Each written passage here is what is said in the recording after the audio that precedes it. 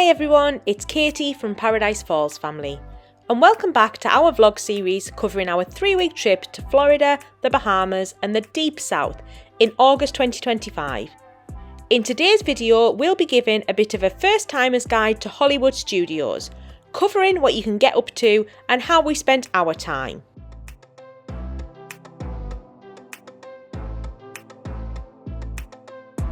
Before we get started, if you're new to the channel, we're a family of 4 who love to travel the world together, and we create informative family travel vlogs.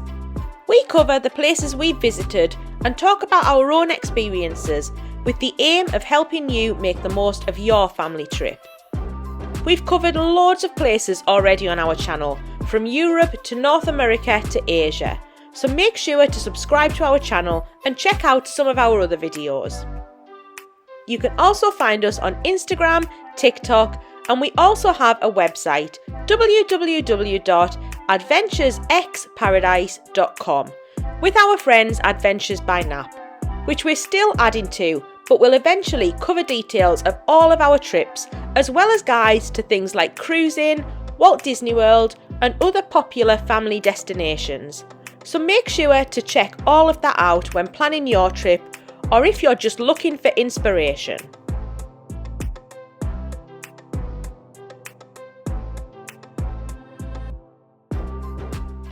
So back to today's video and Hollywood Studios. There are tons of YouTube videos covering Walt Disney World out there, but we thought we'd do a bit of an overview and first-timers guide for anyone out there who might not have visited before and is wondering where to start. It's also great if it's been a few years since your last visit and want to know what's happening in 2025. We'll cover the park itself, the rides, the shows, the best restaurants and the activities on offer, how long you'll need, and plenty of tips along the way.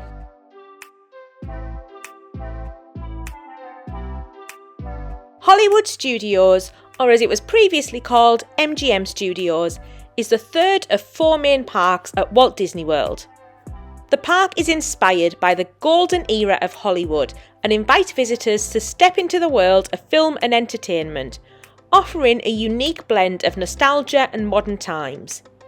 In recent years, the new lands, themed around Toy Story and Star Wars, have moved away from this theme a little, but have added massive headline attractions that make this park a multi-day visit. For anyone new to the park, it's broadly set out in a similar way to many other Disney parks, with the main entrance leading up Hollywood Boulevard to the central hub and the famous Chinese Theatre, with the different lands situated off of here. Starting in the bottom left and working clockwise, you have Echo Lake, Commissary Lane, Grand Avenue, followed by Star Wars Galaxy's Edge, Toy Story Land, Pixar Place, Animation Courtyard, and finally Sunset Boulevard.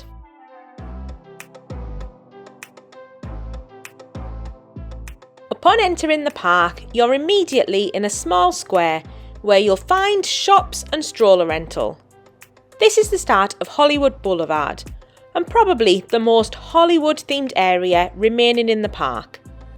Lining the street are more shops, leading you all the way up to the Chinese Theatre in the centre of the park.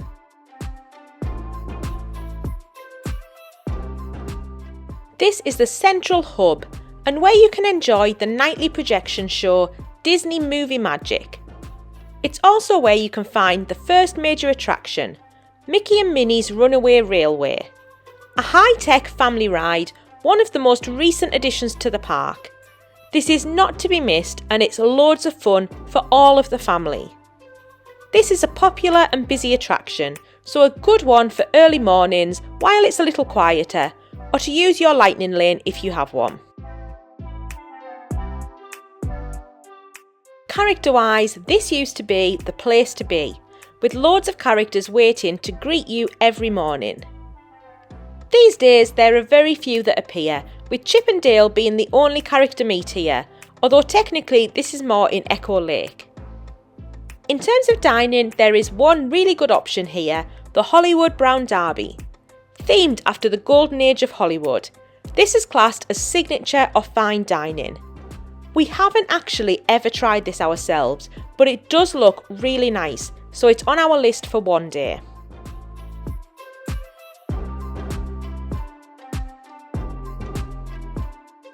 Immediately to the left of Hollywood Boulevard is the area known as Echo Lake. This land is dominated by a lake featuring a giant dinosaur, which is a bit random to be honest, not at all sure why this is the case, otherwise known as Gertie, with a couple of attractions and restaurants around it. The Star Tours attraction is technically part of this land, so it's the only real ride here. It's an old one but a classic simulator ride through the Star Wars universe, and it's constantly being reimagined with new stories and scenes, so in theory no ride is ever or very rarely the same as the last. Although if you went on this quite a few times in a row, you would start repeating some of the scenes. It can sometimes attract decent sized queues, but these subside quickly, so come back later rather than queuing for a long time or using a lightning lane for this one.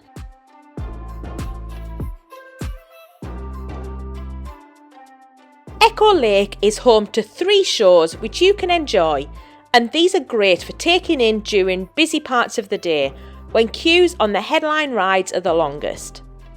The first is the Indiana Jones Epic Stunt Spectacular, a fantastic stunt show in a large amphitheatre.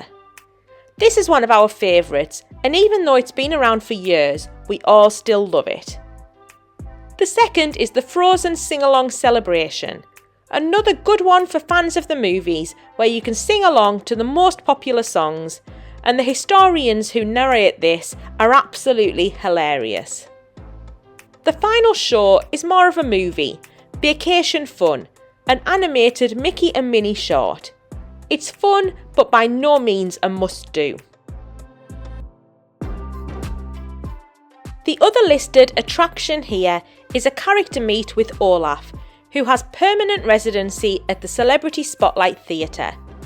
Chip and Dale and Donald and Daisy can also sometimes be spotted in this area. Echo Lake is one of the best areas to focus on for lunch or dinner, with a number of good options. Firstly, there's Hollywood and Vine, which does a great character meal where you can book a package giving you priority access to the evening Phantasmic show. We did this meal on our last trip and really enjoyed it. There are a couple of different character meals on offer. A Disney Junior version for breakfast, which includes characters such as Doc McStuffins, Fancy Nancy and Vampirina, or a Minnie and Friends version for lunch or dinner, which includes characters such as Minnie Mouse, Mickey Mouse, Goofy and Pluto.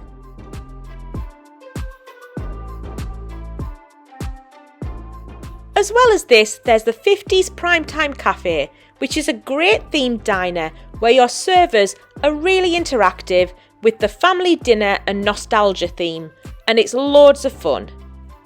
Backlot Express, which is one of our favourites for some chicken tenders and fries, Dockside Diner, Oasis Canteen and Epic Eats.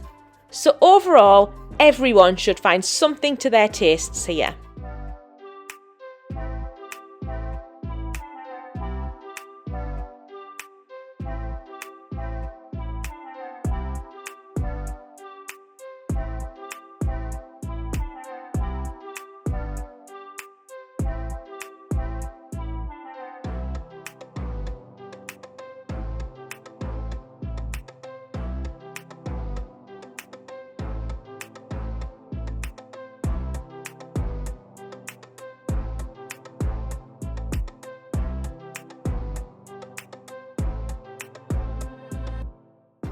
Grand Avenue and Commissary Lane are 2 mini areas filling in the land between Echo Lake and Star Wars Galaxy's Edge, although there's not currently a great deal in these lands. Commissary Lane, which is made to look like a studio backlot, is home to a Mickey and Minnie meet and greet, the main one in the park, which can get some pretty high wait times as the day goes on. It also has a few dining options with the ABC, Commissary and the sci-fi dine-in theatre restaurant. The latter being set out like an old drive-in, where you dine in mock cars with old movie clips running on screen. Whilst the theme is fun, this isn't one of our favourites. Grand Avenue is in a state of flux at the moment, with it being reimagined completely.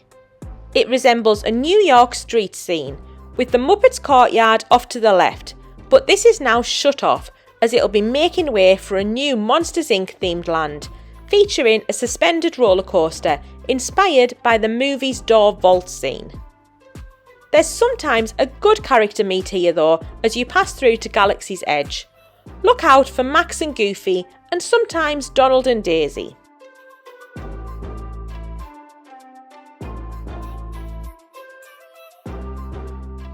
The newest area of the park and one of the most popular, the new Star Wars land is themed to be the outpost of Batuu, and the theme in here really is next level. You do honestly feel like you've entered the Star Wars universe.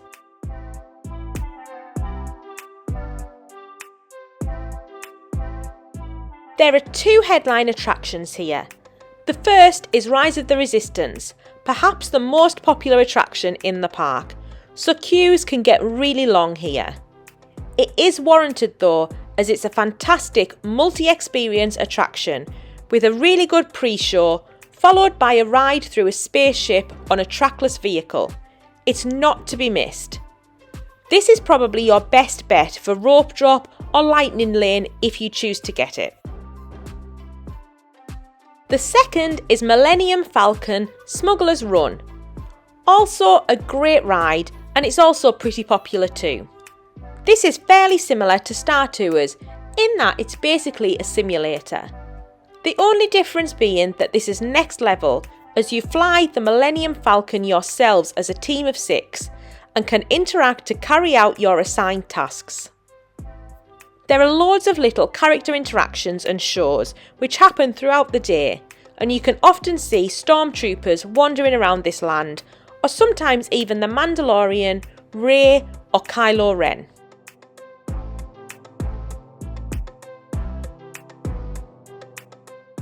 For dining in this area, Ronto Roasters, Docking Bay 7 and Katsuka's Kettle all have good options. Ogre's Cantina is a bar serving some snacks as well, and it's really popular, and the theme in here is excellent. But it can be hard to get a reservation, so feels very crammed when you get in there and quite busy. Still, the themed drinks are amazing. Don't miss the milk stand outside in this area, where you can get the popular blue milk and the slightly less popular green milk. Our favourite land in the park, and one of the most popular, Toy Story Land is simply amazing. Themed as though you've been shrunk down to the size of a toy, this is a child's heaven with 3 brilliant rides to enjoy here. The first and busiest is Slinky Dog Dash. This family roller coaster is loads of fun and attracts the queues to match. This should be another priority for rope drop or lightning lane. The second, and a ride which actually predates the land itself, is Toy Story Midway Mania. This is one of our favourite rides in the park. Every time you ride it you have so much fun, which is the reason it attracts such long queues even after all these years. The premise of the ride is you're whizzed through various Toy Story themed Midway attractions, where you play interactively to shoot targets, earn points and compete against each other. Don't miss this. The third attraction is Alien Swirling Saucers, a kind of modern take on the classic Teacups ride, themed around the little green aliens. The whip that you get on this ride makes it so much fun, so it's one we always make sure to fit in.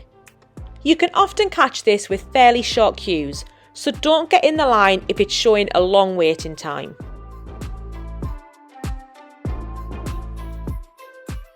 As you'd expect, there are several good character meets here. Woody, Jessie and Buzz regularly appear, and the Green Army men often parade through the land during the day. Initially, the only dining option here was the quick service Woody's Lunchbox, which is actually a great one, which we love and serves things such as tater tots, grilled cheese sandwiches and tomato soup, and has some great seasonal flavours of Pop-Tart type desserts. However, in the past few years, Roundup Rodeo Barbecue has been added, which is a brilliant sit-down barbecue restaurant with the classic Toy Story theming. Keep in mind this isn't a character meal, but has some amazing theming to help justify the price somewhat.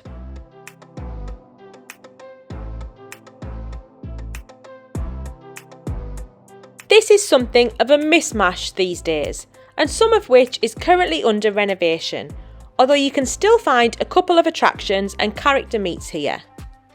The first you'll find on the way from Toy Story Land is Walt Disney Presents. This is a mini museum briefly covering the history of Disney, with some really interesting exhibits, as well as a little movie at the end. This is a place where we always love to spend some time. The last area is also home to a rotating character meet, which changes every so often. Over the years, we've met Moana, Star-Lord and Groot, and Mike and Sully here. Check the app for the latest characters, but at the time of this vlog, Ariel was meeting here. Outside of here is the old Pixar Plaza area, again previously a hub for character meets. You can sometimes spot characters from The Incredibles, Monsters Inc. and Inside Out here. Moving on to the actual courtyard. This is mostly under renovation at the moment, but you can still enjoy the revamped The Little Mermaid and Musical Adventure show, located in the theatre in the courtyard. Your only dining options here are snacks and drinks, so plan on a meal elsewhere.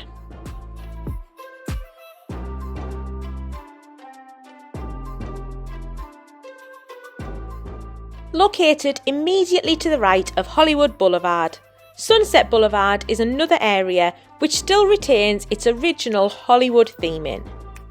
Much of the boulevard is lined with shops and the Sunset Ranch Market, which has some really good quick service options for lunch or dinner.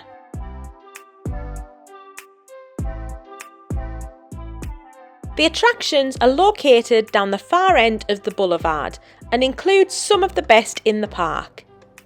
The first and one of our favourites is the Tower of Terror, a thrill drop ride themed around an old haunted hotel. A classic Disney attraction and one not to miss if you enjoy your thrill rides. The second is Rock and Roller Coaster, another thrill ride. This indoor coaster includes high speeds and inversions, all while rock music blasts. This is currently closed while it's being reimagined to be Muppet themed, which we're really excited to see how this one turns out.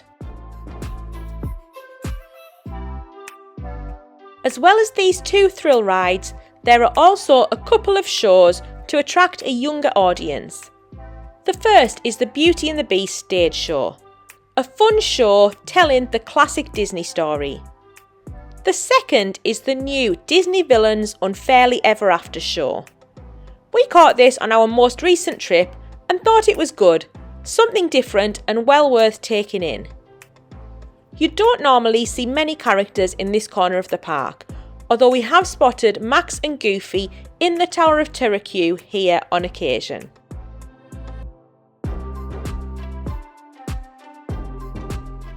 Technically part of the Sunset Boulevard area, but deserving of its own special mention, this evening show is not to be missed.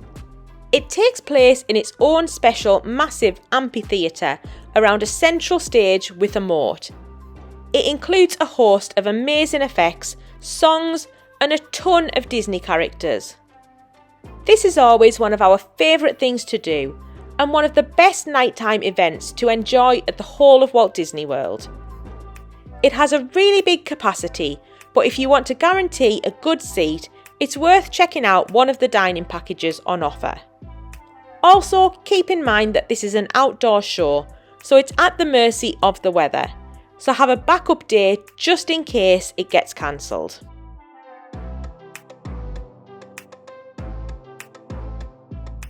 Okay, so that's an overview of the park. Now let's talk about the extra activities you can enjoy in the park. There are a couple of nighttime events you can enjoy here at Hollywood Studios. The first being Fantasmic, which I've just mentioned, and the second being the Movie Magic projection show in front of the Chinese Theatre. We don't tend to bother with this, simply because Fantasmic always wins for us and time is always limited. However, it's really easy to enjoy if you're having an evening in the park.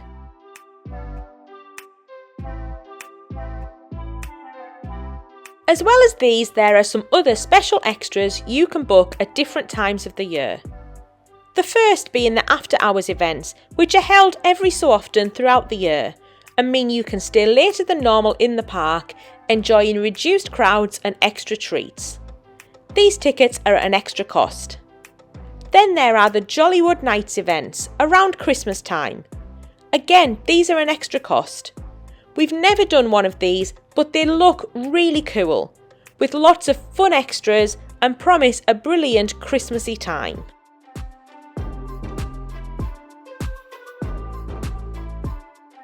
Moving now onto the Lightning Lane system.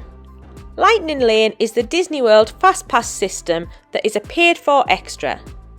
There are 3 options: Lightning Lane Single Passes, Lightning Lane Premier Pass, and Lightning Lane Multi-Pass.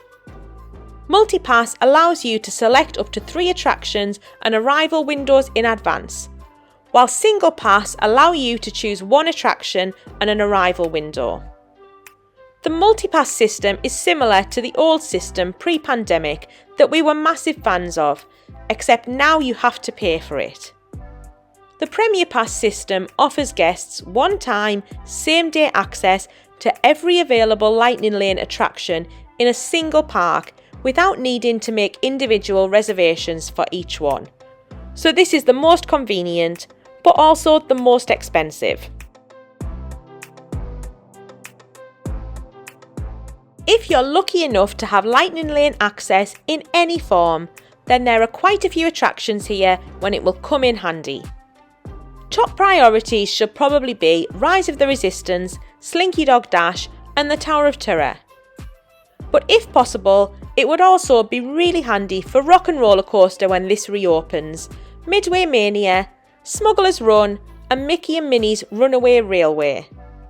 Hollywood Studios is a ride-heavy park with lots to do and big crowds.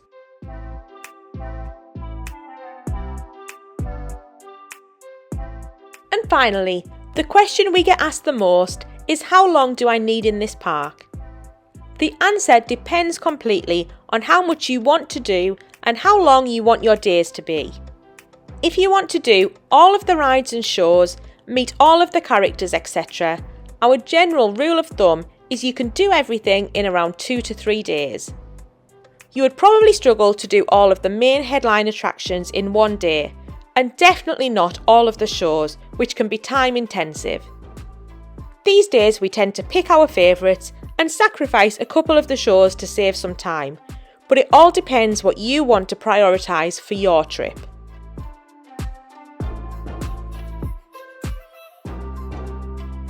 So hopefully that's given you a comprehensive guide of what to expect at Hollywood Studios. We've also got a full guide to the park on our website www.adventuresbyparadise.com, so check that out. Next week, I'll take a look at another of the parks at Walt Disney World. If you think we've missed anything, let us know in the comments below, or if you have a question, ask us and we'll do the best to help. If you found this video useful, please give it a like and subscribe to the channel, as it really makes a big difference to us.